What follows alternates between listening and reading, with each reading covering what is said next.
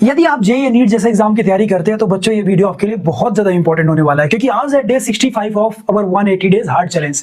देखो यार, एक बहुत ही कॉमन सा कॉन्सेप्ट है जो कि आपने हरदम देखा होगा बट कभी एक्चुअली समझ में नहीं आता। ठीक है, कॉन्सेप्ट क्या है ध्यान से देखें। वो ये है कि सिग्मा जो पीपी बॉन्ड होता है, ठीक है, और जो सिग्मा एसएस बॉन्ड होता है, ठीक है, यदि इन दोनों का हम कंपैरिजन करें, बॉन्ड स्ट्रेंथ का कंपैरिजन करने जाएं तो उस कंडीशन में पता चलेगा कि जो सिग्मा पीपी बॉन्ड है वो ज्यादा स्ट्रॉन्गर होता है सिग्मा एसएस बॉन्ड के कंपैरिजन में। ठीक है, जब पाई बॉन्ड की बात करोगे तो उल्टा हो जाता है। पाई बॉन्ड की जब बात करते हैं अपन लोग तो वहां पे हम सब जानते हैं कि पाई बॉन्ड वीक हो जाते हैं सिग्मा बॉन्ड के कंपैरिजन में। ये तो हम सबको समझ में आता है, क्योंकि दिखता है कि ओवरलैपिंग कम हो रही है तो हम बोल देते हैं कि pi bonds are little bit less stronger than sigma bonds. ठीक है, लेकिन जब अपन की बात आती है कि sigma bonds of PP is slightly stronger than sigma bond of SS orbitals, the question rises why. और इसका आंसर आप लोगों ने कई जगह देखा होगा, बस इतना लिखा रहता है डायरेक्शनल इन नेचर होती है पी ऑर्बिटल, इस वजह से स्ट्रॉन्गर बॉन्ड फॉर्म करती हैं। लेकिन कभी समझ में नहीं आता कि ऐसा क्यों है। ठीक है, तो उसी को अपन समझते हैं, थोड़ा ध्यान से देखते हैं।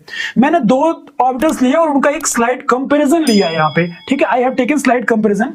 क्या है ये, मान लीजिए दोनों के न्यूक्लियाई के सेंटर है, ठीक है, और ये हमारे ऑर्बिटल्स है। Let's just take example, okay.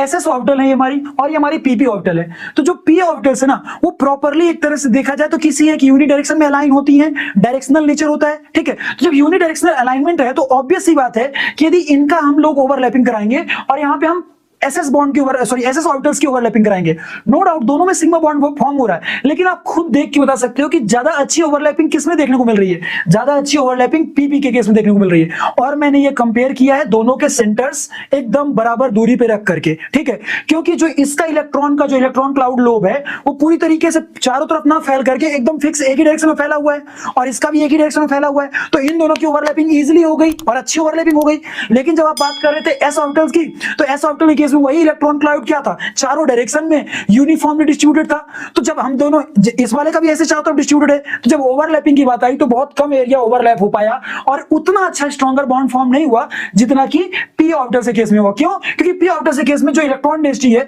वो यहां डिस्ट्रीब्यूटेड है ही नहीं, यहां डिस्ट्रीब्यूटेड है ही नहीं, यहां है ही नहीं डिस्ट्रीब्यूटेड, वो एक यूनिडायरेक्शनल है, गेटिंग माय पॉइंट नॉट, एक ही डायरेक्शन में डिस्ट्रीब्यूटेड है, और जब भी उनका ओवरलैपिंग होगा स्ट्रॉन्गर ओवरलैपिंग होगा। ठीक है, तो इस वजह से ध्यान रखिएगा जब कभी भी पीपी बॉन्ड सिग्मा बॉन्ड होता है वो ज्यादा स्ट्रॉन्गर होता है, ठीक है, एसएस सिग्मा बॉन्ड से, ये ध्यान रखिएगा। हाँ, पाई वाले से कंफ्यूज मत होइएगा, पाई बॉन्ड जो होगा ना वो सिग्मा बॉन्ड से ज्यादा वीक होता है, कारण वही है ओवरलैपिंग कमजोर हो जाती है वहां पे। लेकिन ये समझ में नहीं आता था कि डायरेक्शनल नेचर का मतलब क्या था। अभी आपको समझ में आया होगा कि जो भी इलेक्ट्रॉनिक क्लाउड का डिस्ट्रीब्यूशन है, इलेक्ट्रॉन क्लाउड का डिस्ट्रीब्यूशन है वो एक ही डायरेक्शन में है और बेटर ओवरलैपिंग मिलती है तो स्ट्रॉन्गर बॉन्ड फॉर्म होता है। आई होप कि आपको ये लॉजिक समझ में आया हो।